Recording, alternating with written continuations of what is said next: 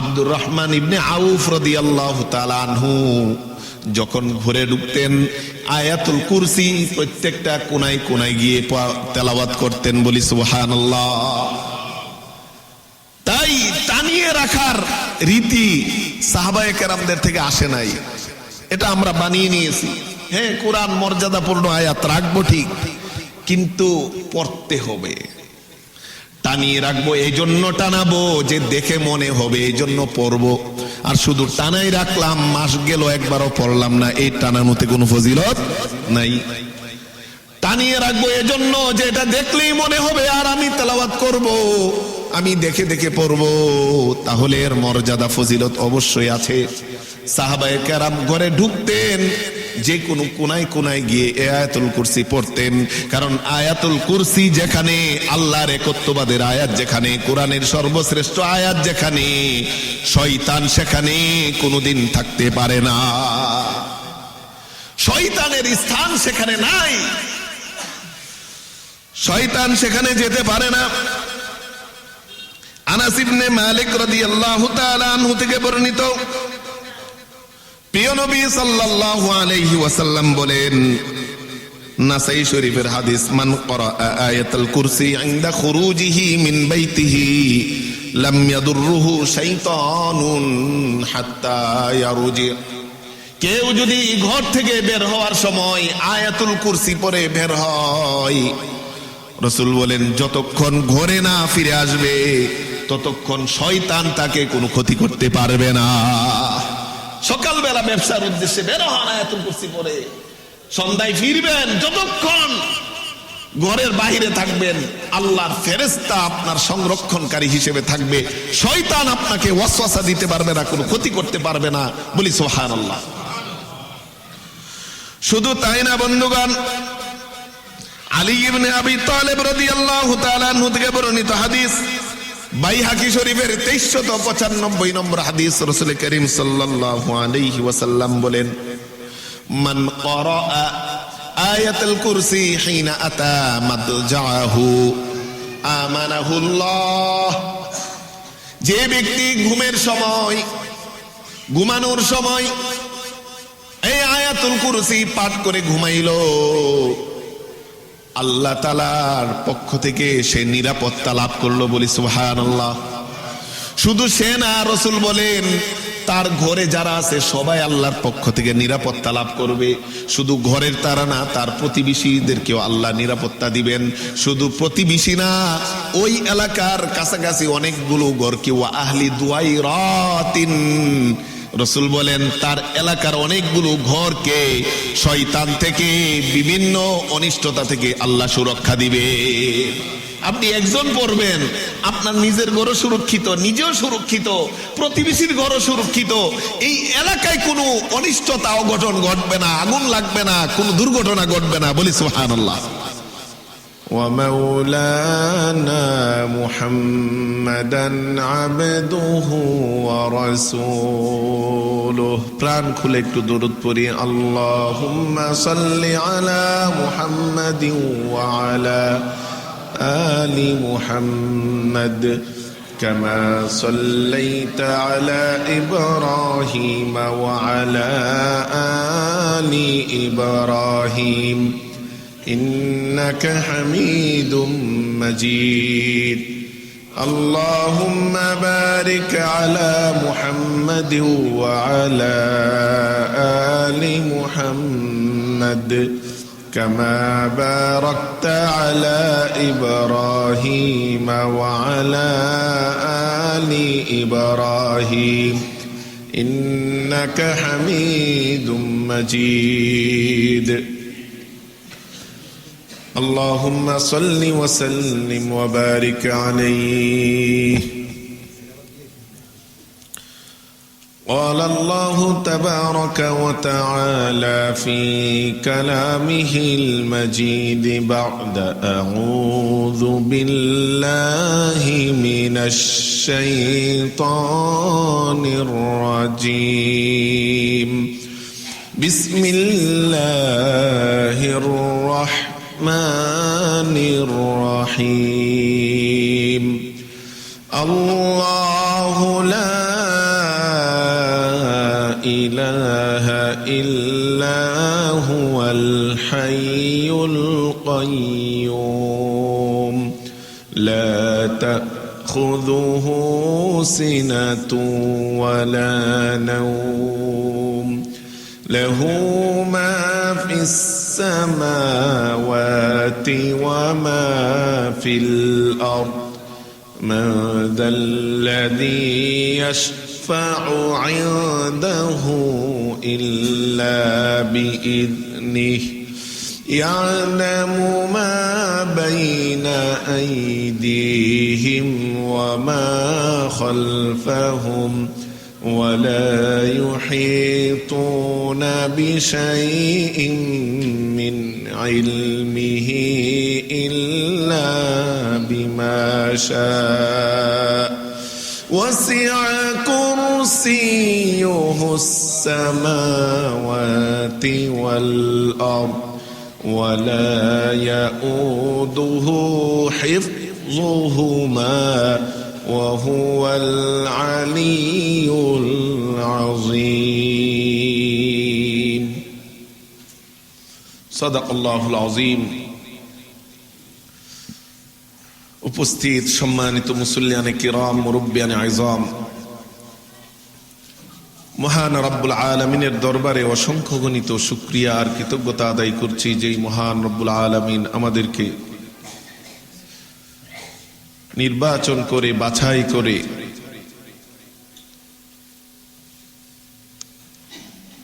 সপ্তাহের অন্যতম শ্রেষ্ঠ দিনে হিজরি সনের শ্রেষ্ঠতম একটি মাস শাবান মাসের প্রথম জুমায় পৃথিবীর সর্বোৎকৃষ্ট স্থানে আসার বসার কুরআন ও হাদিসের আলোচনা শোনার নামাজের জন্য অপেক্ষা করে সমপরিমাণ সওয়াব অর্জন করার তৌফিকটুকু দান করেছেন। এজন্য সকলেই মনের গহীন থেকে মন উজাড় করে একবার কালিমাতুশ শুকর পড়ি আলহামদুলিল্লাহ।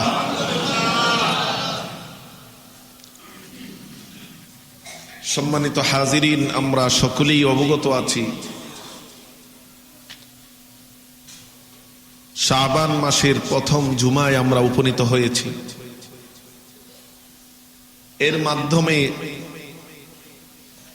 বছরের অন্যতম শ্রেষ্ঠ মাস, মুমিনের জন্য আত্মশুদ্ধির মাস, শুদ্ধাচারের মাস, আত্মসংযমের মাস, পরিবর্তনের মাস, আলোকিত হওয়ার মাস, পবিত্র মাহে রমাদান আমাদের নিকট অতি শীঘ্রই আসছেন, এর শুভ বার্তা আমাদেরকে দিচ্ছে।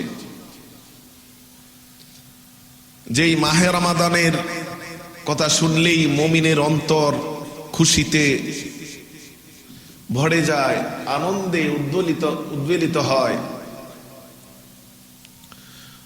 মুমিন হৃদয়ে বয়ে চলে আনন্দের ফোয়ারা। কারণ মুমিন মানেই হলো সারাটি বছর অপেক্ষা করে মাহে রমাদান কবে আসবে, কবে তার মিজানের আমল নামার আমলগুলো অনেক বেশি ভারী হবে, একটি আমল করে বহুগুণ সওয়াব অর্জন করবে, নিজের আমল নামাকে সমৃদ্ধ করবে, নিজের গুনাহগুলোকে ক্ষমা করিয়ে নিজেকে জান্নাতের অধিকারী করবে, নিজেকে পরিবর্তন করবে। এই লক্ষ্যে মুমিন সবসময় অপেক্ষায় থাকে। এজন্য আজকে শাবান মাসের প্রথম জুমা আমাদেরকে এই বার্তা দিচ্ছে যে রমাদান আমাদের অতি সন্নিকটে। এই রজব এবং রমাদান আসলেই সাহাবায়ে কেরাম প্রিয় রাসূল সাল্লাল্লাহু আলাইহি ওয়াসাল্লাম রমাদানের পৌঁছার জন্য দোয়া করতেন, এবং এই শাবান মাস শুরু হলে রমাদানের প্রস্তুতি নিতেন, এবং এমন প্রস্তুতি যেই প্রস্তুতির মাধ্যমে পবিত্র মাহে রমাদান সঠিকভাবে যেন আমল করা যায়, কাজে লাগানো যায়, সেই পূর্ব প্রস্তুতি গ্রহণ করতেন। তো এই শাবান মাস হলো রমাদানের প্রস্তুতির মাস।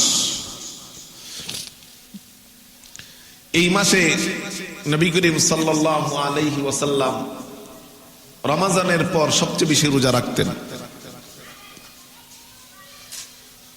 উসামা ইবনে যায়েদ রাদিয়াল্লাহু তাআলা আনহু থেকে বর্ণিত নাসাই শরীফের 2357 নম্বর হাদিস। এই হাদিসে উসামা ইবনে যায়েদ রাদিয়াল্লাহু তাআলা আনহু উনি প্রিয় নবী সাল্লাল্লাহু আলাইহি ওয়াসাল্লামকে প্রশ্ন করেছেন, لم أرك تصوم من شهر من الشهور ما تصوم من شعبان। ও প্যারা হাবিব, আপনাকে শাবান মাসে এত পরিমাণ রোজা রাখতে দেখি, যেই পরিমাণ রোজা অন্য কোনো মাসে আপনি রাখেন না। এর কারণ কি? এর উদ্দেশ্য কি? এর পিছনে রহস্য কি আমি জানতে পারি ইয়া রাসূলুল্লাহ? নবী করিম সাল্লাল্লাহু আলাইহি ওয়াসাল্লাম উত্তর দিলেন, যাকা শাহরুন ইয়াগফুলুন নাসু আনহু বাইনা রজব ওয়া রমাদান। নবী দুটি কারণ উল্লেখ করলেন। এক নম্বর কারণ হলো এই শাবান মাস এমন একটি মাস যেই মাসে মানুষ উদাসীন থাকে, অবহেলায় কাটিয়ে দেয়। রজব মাসকে হারাম মাস হিসেবে সম্মান করে ইবাদতে কিছুটা কাটায়, আর মনে মনে ভাবে সামনে রমাদান আসবে, রমাদানে ইবাদত করব। এই জন্য শাবান মাসে তারা ইবাদত করে না। তবে জেনে রাখো, এই শাবান মাস, যেই শাবান মাসে মানুষ অবহেলা আর উদাসীনতায় কাটায়, সেই মাসের ইবাদতের মর্যাদা আল্লাহর কাছে অন্য মাসের চেয়ে অনেক বেশি। বলে সুবহানাল্লাহ। বলে এই মাসে মানুষ অবহেলায় কাটায়, উদাসীনতায় কাটায়, এই জন্য আমি এই মাসে বেশি রোজা রাখি, বেশি ইবাদত করি। আরেকটি কারণ রাসূল উল্লেখ করেন, وشهر ترفع الأعمال فيه إلى رب العالمين। এই শাবান মাস এমন একটি মাস যেই মাসে বান্দার আমল নামা আল্লাহর দরবারে রিপোর্ট আকারে পেশ করা হয়। তাই ফাউহিব্বু আন ইউরফা আমালি ওয়া আনা সাইম। আমি নবী চাই আমার রিপোর্টটা আল্লাহর কাছে পেশ করা হবে, আমার আমলগুলো আল্লাহর কাছে পেশ করা হবে যেই অবস্থায় আমি থাকবো রোজাদার। বলি সুবহানাল্লাহ। রোজাদার থাকা অবস্থায় যদি আমার রিপোর্টটা পেশ করা হয়, রোজার বিনিময়ে আল্লাহ কি করবেন? ক্ষমা করে দিতে পারেন। সেজন্য আমি এত বেশি রোজা এই শাবান মাসে রাখি। মুফাসসিরিনে কেরাম বলেন, বান্দার রিপোর্ট আল্লাহর দরবারে পেশ করা হয় 4টি পর্যায়ে। আগেও আমরা জেনেছি, আজকেও আরেকটু সংক্ষিপ্তভাবে জানবো। 4টি স্তরে বান্দার রিপোর্ট আল্লাহর কাছে পেশ করা হয়, বান্দার আমলনামা আল্লাহর কাছে পেশ করা হয়। একটি হলো দৈনিক, আরেকটি হলো সাপ্তাহিক, আরেকটি হলো বাৎসরিক, আরেকটি হলো সারা জীবনের রিপোর্ট। দৈনিক রিপোর্ট আল্লাহর কাছে পেশ করা হয় ফজর এবং আসর নামাজের সময়।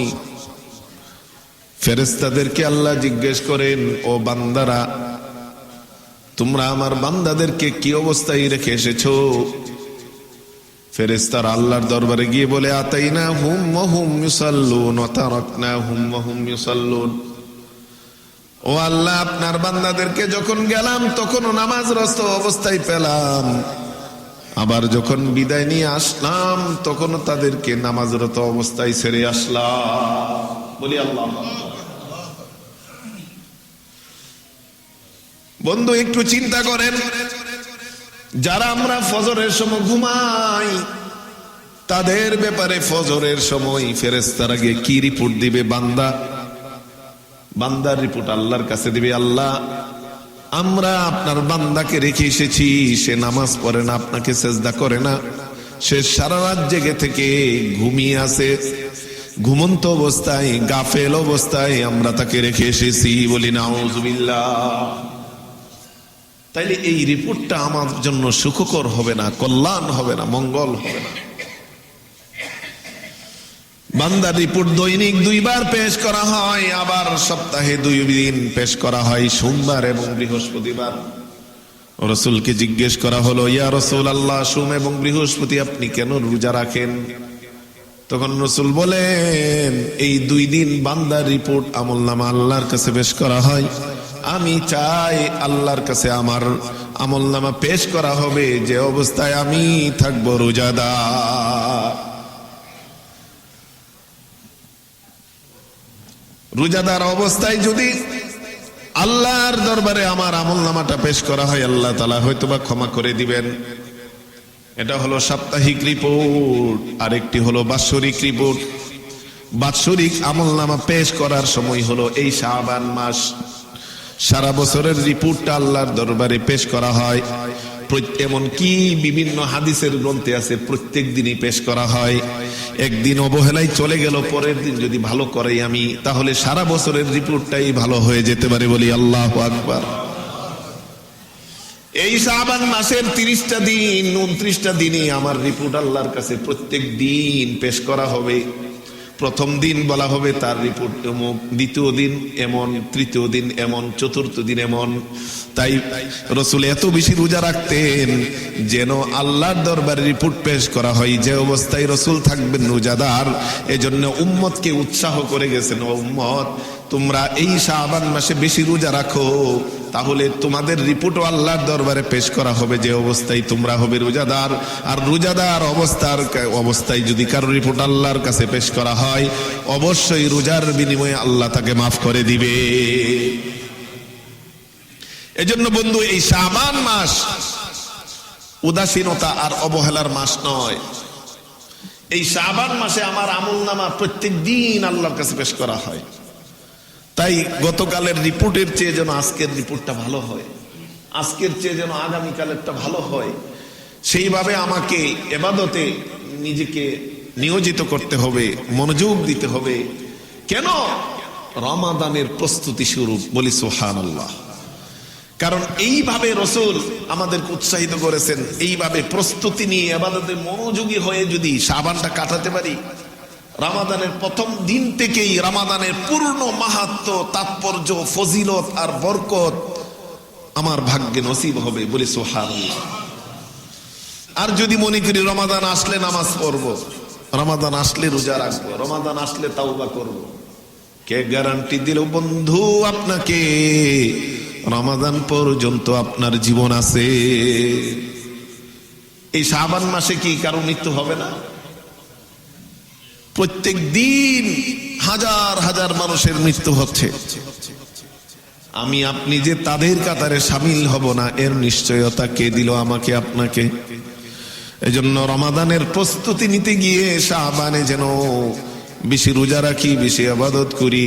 এজন্য রাসূল আমাকে উৎসাহিত করেছেন এবং বলেছেন এই মাসে আল্লাহর দরবারে বাৎসরিক রিপোর্ট পেশ করা হয়। আর যেহেতু বাৎসরিক রিপোর্ট পেশ করা হয়, তাওবা, ইস্তেগফার, নামাজ আর রোজার মাধ্যমে ও আমার উম্মতেরা তোমরা তোমাদের এই বাৎসরিক রিপোর্টটাকে ভালো করে নাও। আরেকটি রিপোর্ট হলো জীবন সায়ান্নে। আমার রোজ যখন চলে যাবে, এই সারা জীবনের একটা রিপোর্ট এই মুনকার আর নাকির ফেরেশতা দিয়ে দিবে। এই ফেরেশতা, আমার যে ফেরেশতা আছে, 2 ফেরেশতা, কাদের ফেরেশতা? এই রিপোর্ট আল্লাহর দরবারে পেশ করে দিবে। এখানে একটি প্রশ্ন আসতে পারে যে বান্দার রিপোর্ট এই বিভিন্ন স্তরে আল্লাহর কাছে পেশ করার কারণ কি? দৈনিক, সাপ্তাহিক, মাসিক? মুহাদ্দিসিনে কেরাম বলেন এর একটাই কারণ, আল্লাহ চান বান্দাকে সতর্ক করতে, আল্লাহ চান বান্দাকে আল্লাহর ভয় দেখিয়ে জান্নাতেই করতে, জান্নাতের দিকে অগ্রসর করতে। এজন্য দৈনিক রিপোর্ট, আজকে ভালো মন্দ যদি হয়ে যায় বান্দা তওবা করো, আগামীকালেরটা তোমার ভালো হবে। সাপ্তাহিক রিপোর্ট, এই সপ্তাহের রিপোর্ট যদি তোমার খারাপ হয় জেনে রাখো আগামী সপ্তাহে তোমার রিপোর্টটা ভালো হবে। বাৎসরিক রিপোর্ট, এই বছরের রিপোর্ট হতে পারে খারাপ, আগামী বছর আজকে থেকে যেন ভালো রিপোর্ট হয় সেইভাবে তুমি সতর্ক হও। এইভাবে বান্দার রিপোর্ট দৈনিক, সাপ্তাহিক আর বাৎসরিক রিপোর্ট আল্লাহর কাছে পেশ করার মাধ্যমে বান্দাকে আল্লাহমুখী হতে উৎসাহ দেওয়া হয়, জান্নাতের দিকে অগ্রসর হতে উৎসাহ দেওয়া হয়। বলি সুবহানাল্লাহ। তাই আমরা এই শাবান মাস কাজে লাগাবো তো ইনশাআল্লাহ। এই শাবান মাসের অনেক আমল আছে, এর মধ্যে একটি আমল হলো কোরআন তেলাওয়াত। এই কোরআন তেলাওয়াতের মধ্যে একটি ফজিলতপূর্ণ একটি আয়াত আছে, সেটি হলো আয়াতুল কুরসি। এই আয়াতুল কুরসি আমরা আজকের জন্য শিক্ষা নিব, যে আয়াতুল কুরসি আজকে থেকে বেশি বেশি করে পাঠ করব। আয়াতুল কুরসি হলো সূরাতুল বাকারার 255 নম্বর আয়াত। এই আয়াতুল কুরসি সম্পর্কে উবাই ইবনে কাব রাদিয়াল্লাহু তাআলা আনহুকে রাসূল করিম সাল্লাল্লাহু আলাইহি ওয়াসাল্লাম জিজ্ঞেস করেছেন। একদিন জিজ্ঞেস করেছেন উবাই ইবনে কাব, আইয়ু আয়াতিন আযমু মাআকা মিনাল কুরআন, তুমি কি মনে করো কোরআনের সবচেয়ে মহান বড় আয়াত কোনটি, মহান আয়াত কোনটি, সবচেয়ে ফজিলতপূর্ণ আয়াত কোনটি? উবাই ইবনে কাব বলেন, আল্লাহু ওয়া রাসূলুহু আলাম, ইয়া রাসূলুল্লাহ, কোরআনের সবচেয়ে বড় ফজিলতপূর্ণ আয়াত কোনটা সেটা তো আল্লাহ এবং আল্লাহর রাসূলই ভালো জানেন। আবার জিজ্ঞেস করলেন, ও উবাই ইবনে কাব, তুমি তোমার নিজের ইজতিহাদ থেকে, তোমার জ্ঞান থেকে তুমি একটু অনুমান করে বলতে পারো এই কোরআনের সবচেয়ে ফজিলতপূর্ণ আয়াত কি? তখন উবাই ইবনে কাব রাদিয়াল্লাহু তাআলা আনহু উনি একটু চিন্তা করে ওনার জ্ঞান থেকে উনি রাসূলকে জবাব দিলেন, ইয়া রাসূলুল্লাহ, আমার মনে হয় সূরাতুল বাকারার 255 নম্বর আয়াত, আয়াতুল কুরসি, আল্লাহু লা ইলাহা ইল্লা হুয়াল হাইয়ুল কাইয়্যুম, এই আয়াতটি হলো কোরআনের সর্বশ্রেষ্ঠ আয়াত। বলি আল্লাহু আকবার। মুসলিম শরীফের 810 নম্বর হাদিস, হাদিসের ঘটনা এটা। তখন প্রিয় নবী সাল্লাল্লাহু আলাইহি ওয়াসাল্লাম উবাই ইবনে কাবকে বলবেন, লিয়াহনিকাল্লাহু বিল ইলমি ইয়া আবুল মুনজির, ও আবুল মুনজির, আল্লাহ তাআলা তোমার এই জ্ঞানকে কল্যাণকর করে দিক। তোমার এই জ্ঞান যথাযথ জ্ঞান, তুমি সঠিক বলেছো, কোরআনের সর্বশ্রেষ্ঠ আয়াত হলো আয়াতুল কুরসি। বলি সুবহানাল্লাহ। মুহাদ্দিসিনে কেরাম বলেন, এই আল্লাহ তাআলা আসমানি কিতাব থেকে সর্বশ্রেষ্ঠ কিতাব হিসেবে আল্লাহ নির্বাচিত করেছেন মহাগ্রন্থ আল কুরআনকে। এই আল কুরআনের মধ্য থেকে সর্বশ্রেষ্ঠ সূরা হিসেবে আল্লাহ তাআলা নির্বাচন করেছেন সূরাতুশ শিফা, সূরাতুল ফাতিহা, সূরা ফাতিহাকে। আর সর্বশ্রেষ্ঠ আয়াত হিসেবে আল্লাহ তাআলা নির্বাচিত করেছেন আয়াতুল কুরসিকে। বলি আল্লাহু আকবার। তাইলে কোরআনের সর্বশ্রেষ্ঠ সূরা কোনটি? সূরাতুল ফাতিহা। আর সর্বশ্রেষ্ঠ আয়াত কোনটি আয়াত হিসেবে? আয়াতুল কুরসি। রাসূলের কথা স্পষ্ট প্রমাণিত যে এই আয়াতুল কুরসি হলো সর্বশ্রেষ্ঠ আয়াত। এই আয়াতুল কুরসি একটি আয়াতে 10টি বাক্য। কয়টি বাক্য? একটি আয়াতে 10টি বাক্য, 50টি শব্দ রয়েছে, শব্দ 50টি, আর অক্ষর আছে 180টি। এক আয়াতের 10টি বাক্য, 50টি শব্দ, 180টি শব্দ কেউ যদি একবার পড়ে কোরআনের নিয়ম অনুযায়ী 10 গুণ বেশি সওয়াব, 1800 সওয়াব তার আমলনামায় জমা হয়ে যাবে। আয়াতুল কুরসি একবার পড়লে কমপক্ষে 1800 সওয়াব আমলনামায় জমা হয়ে যাবে। এই আয়াতুল কুরসি শ্রেষ্ঠ কেন? আল্লামা ইমাম নববী রাহিমাহুল্লাহ উনি এর ব্যাখ্যায় বলেন, আয়াতুল কুরসির মধ্যে আল্লাহ তাআলার গুণবাচক যে নামগুলো আছে, নামের মধ্য থেকে মৌলিক নাম অন্যতম কিছু গুণাবলী, আয়াতুল কুরসির মধ্যে 7টি গুণাবলী উল্লেখ আছে। যেই 7টি গুণাবলী যদি আল্লাহর থাকে, অন্য গুণাবলী যদি নাও থাকে, আল্লাহর তো গুণবাচক নাম অজস্র, 99টা না, শুধু অনেক, আল্লাহ তাআলা ছাড়া কেউ জানে না। 99টা শুধু আমরা জানি, কিন্তু আল্লাহর গুণবাচক নাম অগণিত, যেটা আল্লাহ ছাড়া কেউ জানে না। আল্লামা ইমাম নববী বলেন, আল্লাহ তাআলার এই 99টি নাম, অগণিত নামের মধ্য থেকে 7টি গুণবাচক নাম, যার অর্থ আয়াতুল কুরসির মধ্যে আছে। এই 7টি যদি থাকতো তাইলে আল্লাহ তাআলার জন্য যথেষ্ট হতো। আল্লাহর মৌলিক যেই গুণাবলী আছে, সবগুলো গুণাবলী আয়াতুল কুরসিতে উল্লেখ আছে, বলি আল্লাহু আকবার। 1 নম্বর আল ওয়াহদানিয়া, আল্লাহ যে এক, তার তিনি ব্যতীত আর কেউ নাই, এটা আয়াতুল কুরসিতে উল্লেখ আছে। আল্লাহ লা ইলাহা ইল্লাহু, আল্লাহ যায় একমাত্র ইলাহ, উনি ছাড়া যে আর কোন ইলাহ নাই, এটা আয়াতুল কুরসিতে উল্লেখ আছে। আল হাইয়ুল কাইয়ুম, আল্লাহ তাআলা যে চিরঞ্জীব, এটা আয়াতুল কুরসিতে উল্লেখ আছে। আল্লাহ ছাড়া সকল কিছু ধ্বংস হয়ে যাবে, আল্লাহ তাআলা ধ্বংস হবেন না। সূরাত আর রহমানের 26 নম্বর আয়াতে আল্লাহ তাআলা বলেন, কুল্লু মান আলাইহা ফান ওয়া ইয়াবকা ওয়াজহু রাব্বিকা যুল জালালি ওয়াল ইকরাম। নিশ্চয় এই দুনিয়ায় যা কিছু আছে, এই পৃথিবীতে আসমান জমিনে যা কিছু আছে, সব কিছু একদিন ধ্বংস হয়ে যাবে, একমাত্র রব্বুল আলামিন বাকি থাকবে। তাই একমাত্র চিরঞ্জীব আল্লাহ তাআলা, এটা এই আয়াতুল কুরসিতে আল হাইয়্যু চিরঞ্জীব নাম আছে। আল কাইয়্যুম একমাত্র সার্বভৌম ক্ষমতার অধিকারী, সব কিছুর রক্ষক। এই নাম সব কিছুকে আল্লাহ নিয়ন্ত্রণ করেন। এই নাম, এই গুণাগুণ এই আয়াতে উল্লেখ আছে।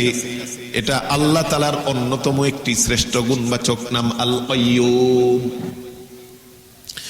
এমনি ভাবে এই আয়াতে আছে আল মালিক, আল্লাহর জন্য একমাত্র রাজত্ব, উনি ছাড়া কোনো রাজা নাই, কোনো রাজার ক্ষমতা তার কাছে কিছুই নাই।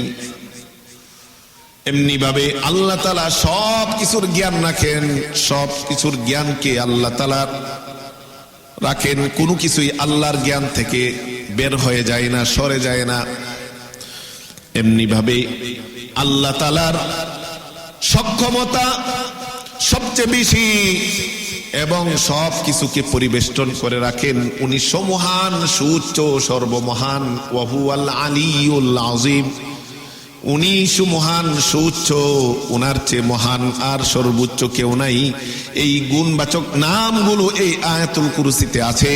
এজন্য ইমাম নববী বলেন, এজন্যই এই আয়াতটা হলো কোরআনের সর্বশ্রেষ্ঠ আয়াত, বলি সুবহানাল্লাহ। শুধু তাই না, এই আয়াতে রব্বুল আলামিনের 18টি নাম আছে। কয়টি নাম? 7টি গুণ পরিবেষ্টিত হয়েছে। আর নাম কয়টি? 18টি। 5টি স্পষ্ট, অর্থাৎ 5টি শব্দের মাধ্যমে প্রকাশিত হয়েছে। আর 13টি নাম আল্লাহ তাআলার গোপনে প্রকাশিত হয়েছে দমিরের মাধ্যমে।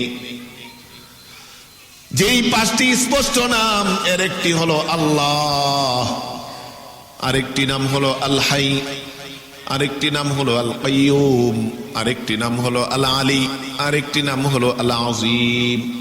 এই 5টি নাম স্পষ্ট। এছাড়াও আল্লাহর 13টা নামের কথা এখানে উল্লেখ আছে। আল্লাহু লা ইলাহা ইল্লা হুয়াল হাইয়ুল কাইয়্যুম। হুয়া, হুয়া মানে তিনি, তিনি মানে আল্লাহ। লা তাখুযুহু সিনাতুন, আল্লাহ তাআলাকে কোনো তন্দ্রা ঘুম স্পর্শ করে না। লা তাখুযুহু, তাকে স্পর্শ করে না মানে আল্লাহকে স্পর্শ করে না, এখানেও আল্লাহ তাআলার নাম। এইভাবে জমিরের মাধ্যমে 13 বার আল্লাহর নাম এখানে আলোচনা হয়েছে। 13 বার জমিরের মাধ্যমে অর্থাৎ গোপনে সর্বনামের মাধ্যমে, আর 5 বার স্পষ্ট গুণবাচক নামের মাধ্যমে, সর্বমোট 18 বার আল্লাহ তাআলার সিফতি নাম এই আয়াতুল কুরসি একটি মাত্র আয়াতে আলোচনা হয়েছে বলি আল্লাহু আকবার। এই জন্যই আয়াতটি হলো সর্বশ্রেষ্ঠ, সর্বশ্রেষ্ঠ আয়াত। এজন্য ফজিলত হবে সর্বশ্রেষ্ঠ। কুরআনের অন্য আয়াতের সাথে ফজিলত এই আয়াতের ফজিলতের ধারে কাছেও হবে না। এই আয়াতের ফজিলতের ক্ষেত্রে প্রিয় নবী সাল্লাল্লাহু আলাইহি ওয়াসাল্লাম বলেন, মুসলিম শরীফের 807 নম্বর হাদিস, আবু হুরায়রা রাদিয়াল্লাহু তাআলা আনহু থেকে বর্ণিত হাদিস, রাসূল বলেন, মান ক্বারা আয়াতাল কুরসি দুবুরা কুল্লি সালাতিন লাম ইয়ামনাহু দুখুলুল জান্নাতি ইল্লাল মাউত। ও বন্ধুগণ, একটু মনোযোগ সহকারে শুনেন। রাসূল বলেন, যে ব্যক্তি প্রত্যেক ফরজ নামাজের পর এই আয়াতুল কুরসি একবার পাঠ করবে, তার মাঝে আর জান্নাতের মাঝে কোনো বাধা নেই, কোনো নিষেধাজ্ঞা থাকবে না, কোনো বাধা থাকবে না, কোনো পর্দা থাকবে না, কোনো আড়াল থাকবে না। পর্দা, আড়াল আর বাধা হলো একমাত্র তার মৃত্যু। বলি আল্লাহু আকবার। মৃত্যুবরণ করবে, হাসতে হাসতে জান্নাতে যাবে। ফজিলত সর্বশ্রেষ্ঠ। আয়াতুল কুরসি যদি কেউ প্রত্যেক ফরজ নামাজের পরে একবার পড়ে, তাহলে মৃত্যু হতে দেরি, রাসূলের হাদিসের ভাষায় জান্নাতে প্রবেশ করতে তার দেরি হবে না। পড়ব তো ভাই? যারা পারি না দেখে দেখে পড়ব, মুখস্থ করে নিব। কোরআনের সর্বশ্রেষ্ঠ একটা আয়াতে যদি মুখস্থ না করতে পারলাম, কেমন মুসলমান হইলাম, কেমন মুমিন হলাম? আলী ইবনে আবি তালেব রাদিয়াল্লাহু তাআলা আনহু বলতেন, এমন কোন মুসলমান দেখি নাই, এমন কোন ইমানদার দেখি নাই যেই ইমানদার রাত্রে ঘুমানোর সময় ঘুমাবে, ঘুমাইতো কিন্তু আয়াতুল কুরসি পড়তো না। আয়াতুল কুরসি না পড়ে কোন মুমিন, কোন ইমানদার ঘুমাতে পারে, এটা আমি কাউকেই দেখি নাই। তাইলে আলী ইবনে আবু তালেবের সময় হাজার হাজার সাহাবীরা ছিলেন। ন্যূনতম সাহাবী যারা নাকি আয়াতুল কুরসি সম্পর্কে শুনেছে, জেনেছে, সবাই পড়তেন। আমি আপনি কেমন মুসলমান হইলাম? প্রত্যেক দিন তো দূরের কথা, প্রত্যেক নামাজের পর তো দূরের কথা, ঘুমের আগে তো দূরের কথা, মাস চাই, বছর যায়, আয়াতুল কুরসি। অনেকে আবার আয়াতুল কুরসিকে টানিয়ে রাখে ঘরে। ভালো, টানিয়ে রাখতে নিষেধ করছি না। আব্দুর রহমান ইবনে আউফ রাদিয়াল্লাহু তাআলা আনহু যখন ঘরে ঢুকতেন, আয়াতুল কুরসি প্রত্যেকটা কোনায় কোনায় গিয়ে তেলাওয়াত করতেন। বলি সুবহানাল্লাহ। তাই টানিয়ে রাখার রীতি সাহাবায়ে কেরামদের থেকে আসে নাই, এটা আমরা বানিয়ে নিয়েছি। হ্যাঁ, কোরআন মর্যাদাপূর্ণ আয়াত রাখবো ঠিক, কিন্তু পড়তে হবে। টানিয়ে রাখবো এই জন্য টানাবো যে দেখে মনে হবে, এই জন্য পড়বো। আর শুধু টানাই রাখলাম, মাস গেল একবারও পড়লাম না, এই টানানোতে কোনো ফজিলত নাই। টানিয়ে রাখবো এজন্য যে এটা দেখলেই মনে হবে আর আমি তেলাওয়াত করব, আমি দেখে দেখে পড়বো, তাহলে এর মর্যাদা ফজিলত অবশ্যই আছে। সাহাবায়ে কেরাম ঘরে ঢুকতেন, যে কোনো কোনায় কোনায় গিয়ে আয়াতুল কুরসি পড়তেন। কারণ আয়াতুল কুরসি যেখানে, আল্লাহর একত্ববাদের আয়াত যেখানে, কোরআনের সর্বশ্রেষ্ঠ আয়াত যেখানে, শয়তান সেখানে কোনোদিন থাকতে পারে না। শয়তানের স্থান সেখানে নাই, শয়তান সেখানে যেতে পারে না। আনাস ইবনে মালিক রাদিয়াল্লাহু তাআলা আনহু থেকে বর্ণিত, প্রিয় নবী সাল্লাল্লাহু আলাইহি ওয়াসাল্লাম বলেন, নাসাই শরীফের হাদিস, মান ক্বারা আয়াতুল কুরসি ইনদা খুরুজিহি মিন বাইতিহি লাম ইয়াদুররুহু শাইতানুন হাত্তা ইয়ারজি। কেউ যদি ঘর থেকে বের হওয়ার সময় আয়াতুল কুরসি পড়ে বের হয়, রাসূল বলেন যতক্ষণ ঘরে না ফিরে আসবে ততক্ষণ শয়তান তাকে কোনো ক্ষতি করতে পারবে না। সকালবেলা ব্যবসার উদ্দেশ্যে বের হন আয়াতুল কুরসি পড়ে, সন্ধ্যায় ফিরবেন, যতক্ষণ ঘরের বাইরে থাকবেন আল্লাহর ফেরেশতা আপনার সংরক্ষণকারী হিসেবে থাকবে, শয়তান আপনাকে ওয়াসওয়াসা দিতে পারবে না, কোনো ক্ষতি করতে পারবে না। বলি সুবহানাল্লাহ। শুধু তাই না বন্ধুগণ, আলী ইবনে আবি তালেব রাদিয়াল্লাহু তাআলা আনহু থেকে বর্ণিত হাদিস, বাইহাকি শরীফের 2395 নম্বর হাদিস, রাসূল করিম সাল্লাল্লাহু আলাইহি ওয়াসাল্লাম বলেন, মান ক্বারা আয়াতুল কুরসি হিনা আতা মাদজাহু আমানাহুল্লাহ। যে ব্যক্তি ঘুমের সময়, ঘুমানোর সময় এই আয়াতুল কুরসি পাঠ করে ঘুমাইলো, আল্লাহ তাআলার পক্ষ থেকে সে নিরাপত্তা লাভ করলো। বলি সুবহানাল্লাহ। শুধু সে না, রাসূল বলেন তার ঘরে যারা আছে সবাই আল্লাহর পক্ষ থেকে নিরাপত্তা লাভ করবে। শুধু ঘরের তারা না, তার প্রতিবেশীদেরকেও আল্লাহ নিরাপত্তা দিবেন। শুধু প্রতিবেশী না, ওই এলাকার কাছাকাছি অনেকগুলো ঘরকে, ওয়া আহলি দুয়াইরাতিন, রাসূল বলেন তার এলাকার অনেকগুলো ঘরকে শয়তান থেকে, বিভিন্ন অনিষ্টতা থেকে আল্লাহ সুরক্ষা দিবে। আপনি একজন পড়বেন, আপনার নিজের ঘরও সুরক্ষিত, নিজেও সুরক্ষিত, প্রতিবেশীর ঘরও সুরক্ষিত, এই এলাকায় কোনো অনিষ্টতা অঘটন ঘটবে না, আগুন লাগবে না, কোনো দুর্ঘটনা ঘটবে না। বলি সুবহানাল্লাহ। আল্লাহ তাআলা হেফাজত করবেন। আরেকটি হাদিস বলে শেষ করছি, বুখারী শরীফের 2310 নম্বর হাদিস, যেই হাদিসটি আবু হুরায়রা রাদিয়াল্লাহু তাআলা আনহু থেকে বর্ণিত, প্রিয় নবী সাল্লাল্লাহু আলাইহি ওয়াসাল্লামের একটি ঘটনা সেখানে বর্ণিত হয়েছে। আবু হুরায়রা রাদিয়াল্লাহু তাআলা আনহু একদিন বলেন, ওয়াক্কালানি রাসূলুল্লাহি সাল্লাল্লাহু আলাইহি ওয়াসাল্লাম ফি হিফজি যাকাতি রমাদান। রাসূল করিম সাল্লাল্লাহু আলাইহি ওয়াসাল্লাম আমাকে রমজানের সাদাকাতুল ফিতির জমা করা এবং পাহারা দেওয়ার দায়িত্ব দিয়েছে।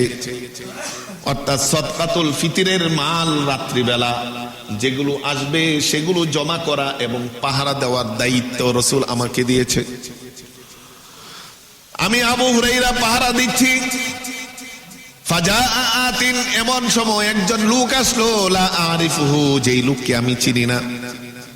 সে এসে দেখি ইয়াহসু মিনাত তাআম, সে এই সাদাকাতুল ফিতরের কিছু মাল নিয়ে যাচ্ছে। সাথে সাথে আমি গিয়ে ধরে ফেললাম, ফাগুস্তুহু, এই তুমি কে চুরি করে সাদাকাতুল ফিতরের মাল নিয়ে যাচ্ছ? আবু হুরায়রা বলেন, আমি ধরে ফেললাম। ধরার পরে বললাম, লা আরফাআন্নাকা ইলা রাসূলিল্লাহি সাল্লাল্লাহু আলাইহি ওয়াসাল্লাম, নিশ্চয় নিশ্চয় তোমাকে নিয়ে আমি রাসূলের দরবারে যাব। তুমি চোর, তোমার হাত কেটে যেন রাসূল দেয়, এই চোরের শাস্তি যেন রাসূল দিতে পারে, তোমাকে রাসূলের দরবারে নিয়ে যাব। তখন সেই ব্যক্তি বলে উঠল, ইন্নী মুহতাজ, আমি অনেক মুখাপেক্ষী, ওয়া আলাইয়া আয়ালুন, আমার পরিবার আছে যারা উপোস, তারা অনেক দিন যাবত খায় না, ওয়ালি হাজাতুন শাদীদা, এবং আমার এমন অনেক প্রয়োজন আছে যেই প্রয়োজন আমি মিটাইতে পারতেছি না, এজন্য কোনো কিছু না পেয়ে এখানে খাবার দেখে চলে এসেছি, তাই দয়া করে আমাকে ছেড়ে দাও, আর কোনোদিন তোমার এখানে মাল চুরি করতে আসবো না। আবু হুরায়রা, আমাকে ছেড়ে দাও।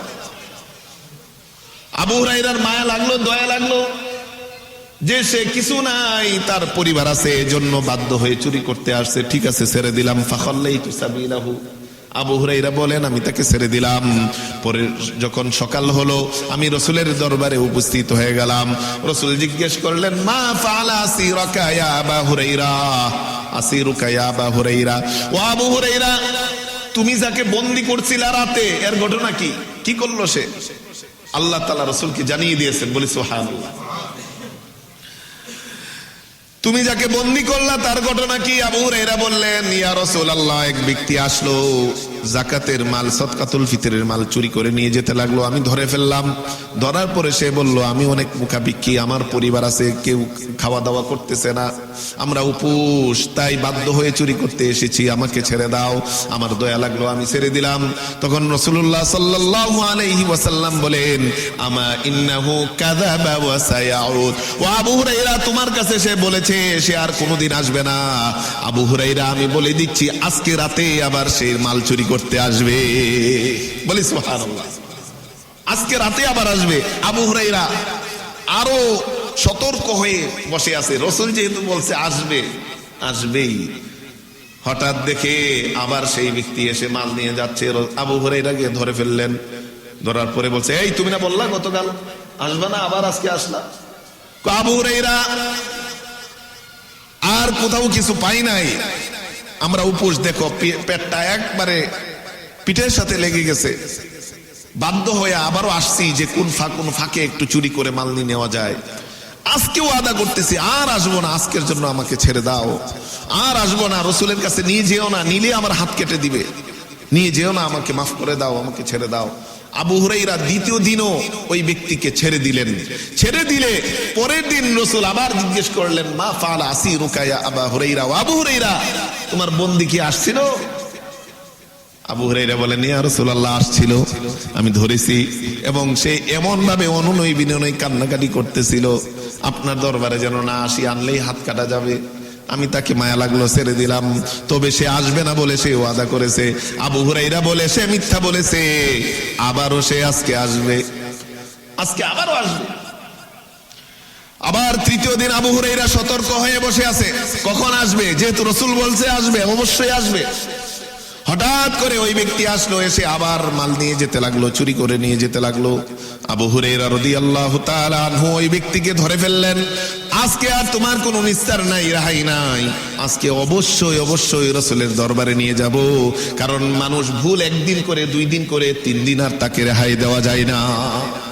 আবু হুরায়রা বললেন, আজকে আর তোমার মুক্তি নেই, চলো রাসূলের দরবারে তোমাকে নিয়ে যায়। তখন ওই ব্যক্তি বললেন, আবু হুরায়রা, আজকে তোমাকে আমি কিছু এমন একটা জ্ঞান শিক্ষা দেই যেটার দ্বারা তোমাকে আল্লাহ দুনিয়া এবং আখিরাতে অনেক কল্যাণ দিবে। এই শর্তে আমাকে ছেড়ে দিবা কিনা বলো? আমি তোমাকে এমন একটা কিছু শিক্ষা দিব যার মাধ্যমে তোমাকে আল্লাহ অনেক বেশি উপকৃত করবে। তখন আবু হুরায়রা বললে, হ্যাঁ, তাইলে আমি রাজি আছি। কারণ সাহাবারা কল্যাণের জন্য পাগল, যেখানে কল্যাণ আর মঙ্গল সেটা তারা নিতে চায়। ঠিক আছে, তাইলে শিক্ষা দাও। তখন ওই ব্যক্তি রাসূল ওই আবু হুরায়রাকে বললেন, ও আবু হুরায়রা, কোরআনে একটি আয়াত আছে, আয়াতুল কুরসি। তুমি যখন বিছানায় যাবা, বিছানায় যাওয়ার আগে এই আয়াতুল কুরসিটা পড়ে নেবা, অর্থাৎ ঘুমানোর আগে এই আয়াতুল কুরসি পড়বা। এই আয়াতুল কুরসি পড়লে লা ইয়াজাল মিনাল্লাহি আলাইকা হাফিজুন, আল্লাহ তাআলার পক্ষ থেকে বিশেষ একজন দারোয়ান, রক্ষক, ফেরেশতা তোমার শয়নে আল্লাহ দাঁড়া করিয়ে দিবে, দাঁড় করিয়ে দিবেন তোমার সংরক্ষণকারী। কোন ধরনের অনিষ্টতা থেকে, অনিষ্টতা তোমাকে স্পর্শ করতে পারবে না। ওয়ালা ইয়াকরাবান্নাকা শাইতান, যতক্ষণ ঘুমাবা শয়তান তোমার নিকটেও আসবে না। তাই শয়তান থেকে মুক্তি, সকল অনিষ্টতা থেকে মুক্তি যদি তুমি আয়াতুল কুরসি পড়ো। বলি সুবহানাল্লাহ। পরের দিন রাসূলের দরবারে আবু হুরায়রা উপস্থিত হলে রাসূল জিজ্ঞেস করলেন, ও আবু হুরায়রা, মা ফাআলা আসিরুকা, তোমার বন্দী কি করলো? আবু হুরায়রা বলল যে আজকে তো আমি তাকে মুক্তি দেই নাই, শেষ পর্যন্ত সে বলল তোমাকে এমন কিছু শিক্ষা দিব যেটা তোমাকে দুনিয়া এবং আখিরাতে অনেক কল্যাণ দিবে। তাহলে পরে আমি রাজি হয়েছি। সে শিক্ষা দিয়ে বলল যে তুমি যখন বিছানায় যাবা তখন এই আয়াতুল কুরসি পাঠ করবা। আয়াতুল কুরসি পাঠ করলে আল্লাহর পক্ষ থেকে একজন রক্ষক ফেরেশতা, দারোয়ান ফেরেশতা মাথার সামনে শয়নে দাঁড়িয়ে থাকবে, আর শয়তান তোমার কোনোদিন নিকটবর্তী হবে না, শয়তান আসবে না। এই আয়াতুল কুরসির ফজিলত সে বলে শিক্ষা দিয়ে গেল, এজন্য আমি তাকে রাসূল ছেড়ে দিয়েছি। রাসূল বললেন, ও আবু হুরাইরা সে যা বলেছে তা সত্য বলেছে, তবে সে নিজেই চরম মিথ্যু। সে চরম মিথ্যু, কিন্তু যা বলেছে কি বলেছে? সত্য বলেছে। ওয়া হুয়া সাদাকা ওয়া হুয়া কাযুব। সে যা বলেছে যে আয়াতুল কুরসি পাঠ করলে কেউ ঘুমালে মাথার সামনে ফেরেশতা দাঁড়িয়ে থাকে আর শয়তান নিকটবর্তী হয় না, সেটা সত্য, কিন্তু সে নিজে মিথ্যুক। তাহলে মিথ্যুক কেমনে রাসূল? তখন রাসূল বলেন, তুমি যার সাথে মুআমালা করেছো 3 দিন আসলো, সে কে, তাকে চিনো কিনা? বলে না, তাকে তো চিনি না। বলে সে চরম মিথ্যুক, সেই হলো শয়তান, সেই হলো শয়তান। এই শয়তান তোমাকে ভালো কিছু শিক্ষা দিয়ে গেছে, অর্থাৎ এই তুমি যদি আয়াতুল কুরসি পড়ো তাইলে এই শয়তান তোমার নিকটেও কোনোদিন আসবে না। বলি আল্লাহু আকবার। বুখারী শরীফের 2310 নম্বর হাদিস, ঘটনাটি বললাম। তাই এই আয়াতুল কুরসি এমন একটি আয়াত, যে আয়াত বান্দা যদি পাঠ করে, তেলাওয়াত করে, নামাজের পরে তেলাওয়াত করলে জান্নাত অবধারিত, ঘুমানোর আগে তেলাওয়াত করলে সকল অনিষ্টতা থেকে রক্ষা, যদি ঘর থেকে বের হওয়ার সময় তেলাওয়াত করে বের হয়, রাস্তায় সকল অনিষ্টতা থেকে আল্লাহ তাকে হেফাজত করবেন। শুধু তাই না, এই আয়াতুল কুরসি পাঠ করে যদি কেউ দোয়া করে, দোয়া রাসূল বলেন, মুহাদ্দিসিন কেরাম বলেন, সাহাবায়ে কেরাম বলেন যে আয়াতুল কুরসিতে রয়েছে আল্লাহ তাআলার ইসমে আযম, অর্থাৎ আল্লাহর মহান নাম। এই আয়াতুল কুরসি পরে যদি কেউ দোয়া করে, আল্লাহ তাআলা তার দোয়াকে কবুল আর মঞ্জুর করে নিবে। এই আয়াতুল কুরসিতে আল্লাহর 3টা নাম আছে। আল্লাহ লফজে জালালা, মুফাসসিরিন কেরাম বলেন আল্লাহ শব্দটি হতে পারে ইসমে আযম, আর যদি নাও হয় হবে আল হাইয়ুল কাইয়ুম, সেই সত্তা চিরঞ্জীব এবং সার্বভৌম সত্তা, সব কিছুর অধিকারী, রক্ষক। আল কাইয়ুম, আল হাইয়ুল কাইয়ুম। অনেক সাহাবায়ে কেরাম এই আল হাইয়ুল কাইয়ুম পরে দোয়া করতেন, কারণ এই হাইয়ুল কাইয়ুমকে অনেকেই ইসমে আযম ধারণা করতেন। বলি সুবহানাল্লাহ। এই আল্লাহ হাইয়ুল কাইয়ুম, আল্লাহর এই 2টি নাম একসাথে এসেছে কোরআনে 3 বার। এই সূরা আয়াতুল কুরসিতে 1 বার, সূরা আলে ইমরানের শুরুতে 1 বার, আর সূরা তাহার 111 নম্বর আয়াতে 1 বার। ওয়া আনাতিল ওয়ুজুহু লিল হাইয়িল কাইয়ুম, আলিফ লাম মিম, আল্লাহু লা ইলাহা ইল্লা হুয়াল হাইয়ুল কাইয়ুম। আয়াতুল কুরসিতে হলো আল্লাহু লা ইলাহা ইল্লা হুয়াল হাইয়ুল কাইয়ুম, অর্থাৎ একই আয়াতে 2 বার এসেছে, আরেকবার ভিন্ন আয়াতে এসেছে। তাই অনেক উলামায়ে কেরাম বলেন আল্লাহর এই গুণবাচক নাম আল হাই, আল কাইয়ুম, এই 2টি হলো ইসমে আযম। আবার অনেকে বলেন আল্লাহ নামটি ইসমে আযম। এই আয়াতুল কুরসিতে আল্লাহ নামও আছে, এই আয়াতুল কুরসিতে আল হাইয়ুল কাইয়ুম নামও আছে। এই 3 নাম কেউ যদি পরে দোয়া করে, তার দোয়া আল্লাহ কবুল করে নেবেন। বলি সুবহানাল্লাহ। শুধু তাই না, রাসূল যখন কোনো সমস্যায় পড়তেন, কোনো টেনশন পেরেশানিতে পড়তেন, এই 2টি নাম পরে আল্লাহর কাছে দোয়া করতেন, ইয়া হাইয়া ইয়া হাইয়ু ইয়া কাইয়ুম বিরহমাতিকা আস্তাগীস। ও হাইয়ু কাইয়ুম, আপনার রহমতের মাধ্যমে আমি আশ্রয় চাই। আল্লাহর রাসূল এই 2টি নাম আল্লাহকে ডেকে বিশেষভাবে দোয়া করতেন। তাই বুঝলাম যে এই আয়াতুল কুরসি আমার দুনিয়ার কল্যাণের সেই আধার, দুনিয়ার সকল কল্যাণ সেখানে আছে। এমনি ভাবে আমি যদি নিয়মিত পড়ি, প্রত্যেক ফরজ নামাজের পর যদি পড়ি, তাহলে মৃত্যুবরণ করতে দেরি আর জান্নাতে যেতে দেরি নাই। এখানে আরেকটি বিষয় মনে রাখতে হবে, রাসূল বলেছেন যে প্রত্যেক ফরজ নামাজের পর পড়লে জান্নাতি। আচ্ছা, তাইলে কি ফরজ নামাজের পর আয়াতুল কুরসি পড়বো নামাজ না পড়ে? না পড়ে। তার মানে কেউ যদি নামাজ না পড়ে, প্রত্যেক দিন 5 বার যদি শুধু আয়াতুল কুরসি 5 ওয়াক্ত নামাজের সময় পড়ে, তার জন্য কি জান্নাত? তার জন্য জান্নাত না। 5 ওয়াক্ত নামাজ পড়তে হবে, পড়ার পরে আয়াতুল কুরসি পড়লে সে মৃত্যু বরণ করতে দেরি, কোনো বাধা থাকবে না, আড়াল থাকবে না, পর্দা থাকবে না, সাথে সাথে সে জান্নাতের অধিকারী হয়ে যাবে। বলি সুবহানাল্লাহ। আল্লাহ তাআলা আমাদেরকে এই শাবান মাসে, রমজানের প্রস্তুতির মাসে, নিজেকে আলোকিত করার মাসে, এই আল্লাহর দরবারে বাৎসরিক রিপোর্ট পেশ করার মাসে নিজেকে আত্মশুদ্ধি করে বেশি বেশি রোজা রেখে আয়াতুল কুরসিকে শিখে আমরা যেন আল্লাহর নৈকট্য অর্জন করতে পারি। আল্লাহ তাআলা আমাদেরকে তৌফিক দান করুন। আয়াতুল কুরসি আমরা যারা পারি না সবাই পড়বো, আর যারা পারি না এই শাবান মাসের মধ্যেই শিখে নিব। একটি আয়াত 10টি বাক্য 50টি শব্দ, 50টি মাত্র শব্দ আর 180টা হরফ। শিখতে পারবো না কেন? অবশ্যই শিখতে পারবো। যারা পারি না তারা শিখে নিব। কারা কারা শিখবে একটু হাত তুলে দেখায়। আল্লাহ আমাদের প্রত্যেককে আয়াতুল কুরসি শিখে ঘরে বাহিরে সব জায়গায় পড়ার তৌফিক দান করুন। ওয়া আখির দাওয়ানা আলহামদুলিল্লাহি রাব্বিল আলামিন।